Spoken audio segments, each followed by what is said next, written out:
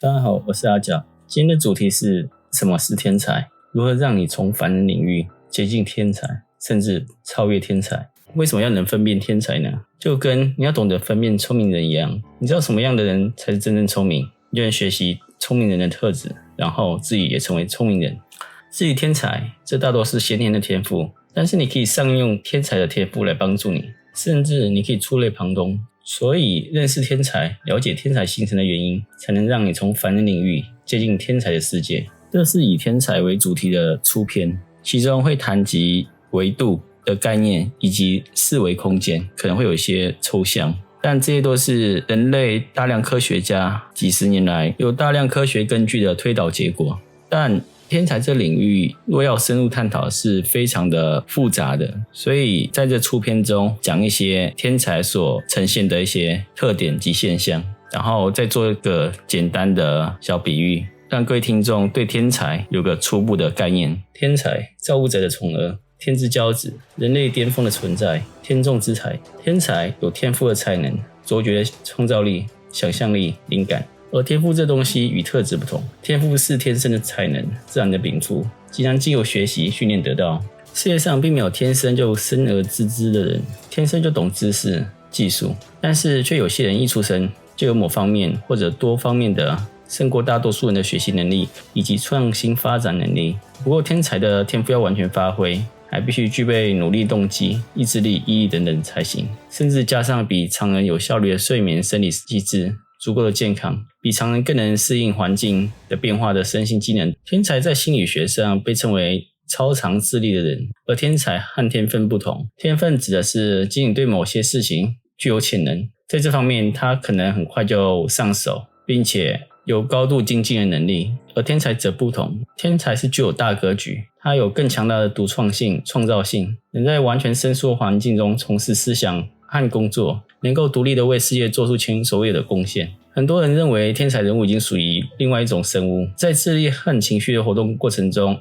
天才与一般人的差别就相当于人类和人猿之间的差别。天才还有一些要素，就是你感觉要敏锐，富有激情，这是天才之所以能够成为天才的先天要素。天才也必须具备自然成长的能力，能够用自己的方式获取大量知识，这是成就天才的后天要素。天才不是完全被教育出来的，天才是在自然环境中可以自然成长起来的。而天才外显的一些特征还有包括，在他眼中，天才就有奇迹般的思考力和创造力。天才通常特别早熟，不过即便是天才也适用不进则退的情况。而天才有等级之分，人外有人，天外有天，一山还有一山高，强中更有强中手。天才也是Top 1的天才与一般的天才有极大差距，因为提到了天才有等级之分，所以天才中的佼佼者往往都是自己培养自己的。世俗的知识只是他们参考的元素，因为世俗的知识往往有太多的漏洞，不尽然都会成为他们纳入参考的成长基点。单一的能力即便很强，也不能称为天才。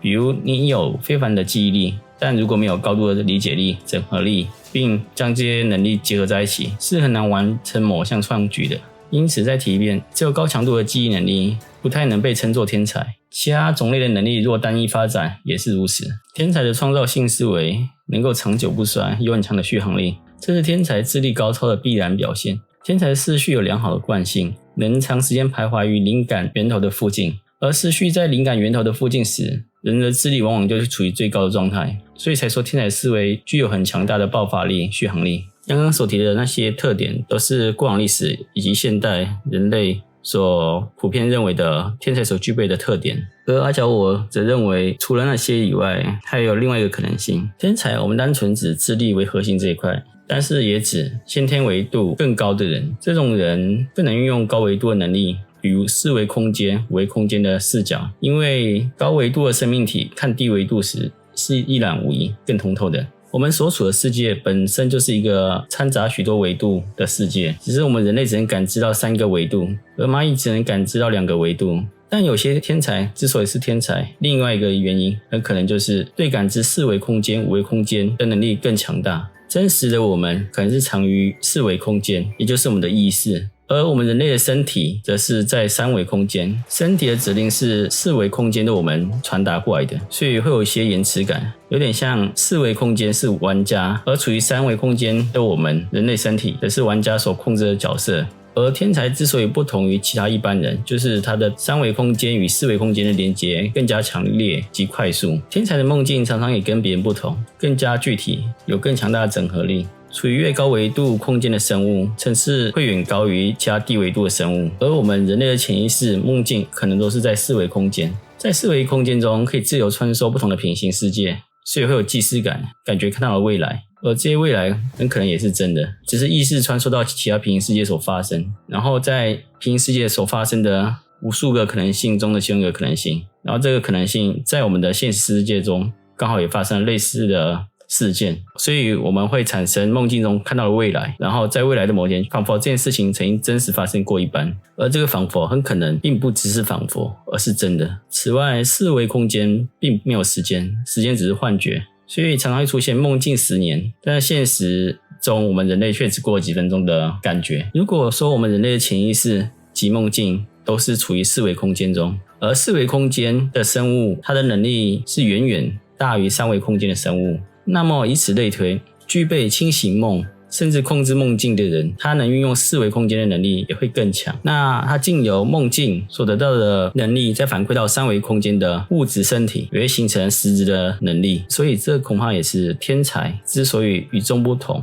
这世界有无数的法则，我们人类在使用的仅仅是其中一种，这样法则是根据我们人类目前的维度层次所能发现的一种，也是必然的一种。看似巧合，但基因刻画给我们的能力，我们会发现熟悉并进化这项法则，它也只是必然。那么如果我们现在突破基因的固有特性，增加维度，发现第2项法则，或者让人类目前在使用的法则进行大跳跃成长，也是合理的吧。精确来讲，不是创造新的法则，而是发现新的法则，因为法则一直都存在世界宇宙中，只是我们是否看到。如果真的具备创造新的法则能力，宇宙大概不再是宇宙，人类会变成更高层次视角的物种，更高维度的生物。以量子力学的观点来看，因为我看到所以我存在，因为我认知所以我存在。这物质有我们人类的情绪吗？恐怕没有，甚至很可能我们人类的喜怒哀乐只是低层次的情绪。因为只要你愿意站高站远一点去看，就会轻易发现我们人类受限于情绪一直在轮回，像是老鼠跑圈原地打转。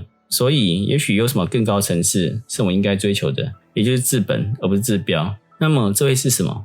可能是更高层次的情绪，也或者在更高层次的维度中，情绪已经不存在，而是某种取代情绪的能力，第7感、第8感之类。即便是人类之间维度差异也非常巨大，如果你没有唤起某个人的维度意识，他一辈子也不会看到那维度的世界长什么样。声乐、数学、化学、理工、美术、物理等等，则可比作一个小维度，较具体，较为人熟知。有些人说每个人读书的天赋有差，这也算是一个细分后的小维度，但说这话恐怕略肤浅草率，因为只看到了表面，并没有看到为什么会有这落差。在这些读书能力较差的人中，有些许个别者在针对落差的原因做因材施教调整后，很可能会发现一项惊人事实：读书能力本来最差，突然间变成最厉害的，而且会高速拉大跟原先地名的差距，直到本来的地名再也看不到它的车尾灯。当然，读书能力只是很基本的一环，读书的进阶就是自行发掘问题，并自己进行研究，然后解决。更进阶的则是创造一个法则，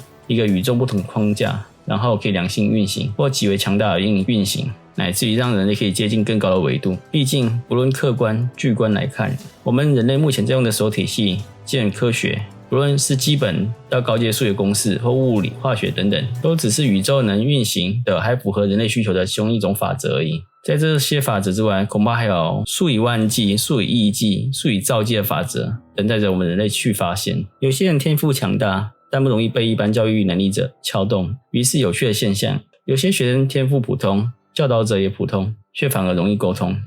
因为两者看到的东西差不多。讽刺的是，但天赋卓越或亿万中选一的天才，看到的讯息量却远高于他人。若没有良师引导，最终无法处理庞大讯息量。这种天赋好的学生天才，常也会因为无法梳理消化而沦为平庸。但还有一种更为强大的天赋者，也就是更强大的天才，他能看到的世界维度远超他人，同时他也知道自己为什么跟别人不一样。并且有强烈的意识感，直觉知道任由庞大讯息淹没，终将会将自己吞噬。所以这名更强大的天才本能会不断在逆境逆流中强行找出规律，再从中知道怎么运用这些规律，让他自己能够去处理扑面而来的巨量讯息，过滤杂讯，并进行自我突破再突破。用句很常见的譬喻说法，你以为有抬头，但其实不曾抬头。大多数人一辈子都不曾抬起头过，不知道抬头后的景色视野是什么，这就造成人类之间的维度差异，沟通的差异。有些人天赋受限，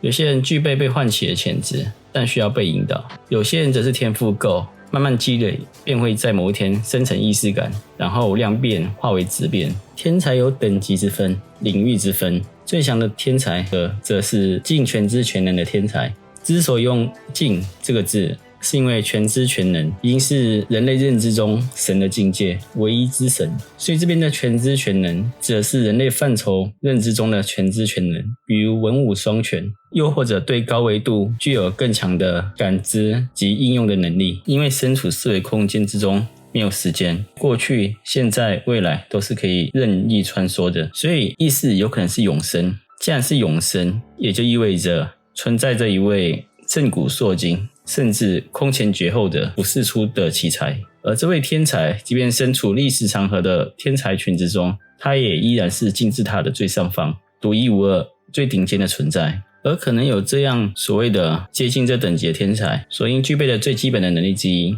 就是看清事物本质的能力。这边的看清事物本质不只是包含事物的深度广度，还必须具备强大的整合能力，即不在这无尽的深度广度中迷失，强大的定锚能力。因为天才依然是身处三维空间的人类，也会有喜怒哀乐，同样会被他自己没看过预期过的事物惊到。但这种天才他们也有与众不同且强大的快速让自己回归平衡的能力，也就是在无限知识讯息洪流中定锚，让自己不至于被冲垮，成为废人、精神病患。在无限深度广度的知识及讯息洪流之中，这位或这几位独特的天才依然知道自己身在何方，将前往何处。他们知道事物的深度及广度该深到何处，该广到何处，因为深跟广可能是无限的，所以他们知道要如何拿捏那个尺度，在这个时间点对自己最好的尺度。并在梦境中，也就是身处四维空间中，这几位独特的天才的意识在这不存在时间概念的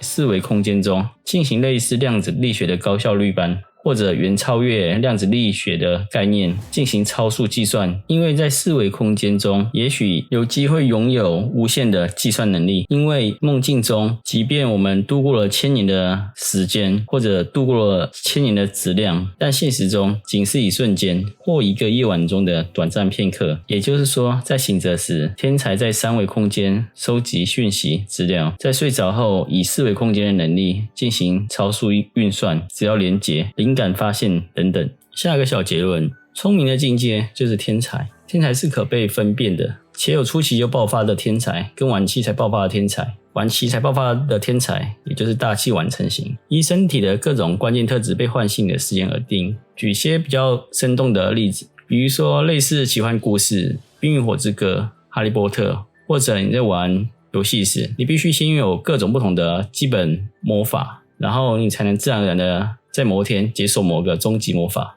而即便是天才也有等级之分，一山还有一山高，强中各有强中手。最顶尖的天才以及一般的天才同样会有极大的差距。你要认知的是，即便你不是天才，也可以发挥人类可怕的学习能力，学习天才的思维模式，那么你也可以接近天才。天才的天赋一般人很难获得，但是我们可以学他们消化后出来的思路、思考方式，进而在结果论上达成跟天才相似的成就。以上，我是阿角，谢谢大家，欢迎按赞、订阅、留言、分享、开启小铃铛，欢迎跟我互动，尤其是多留言，我也喜欢从各位的问题反馈中刺激自己思考不同面向，得到更多的成长跟体悟。谢谢大家。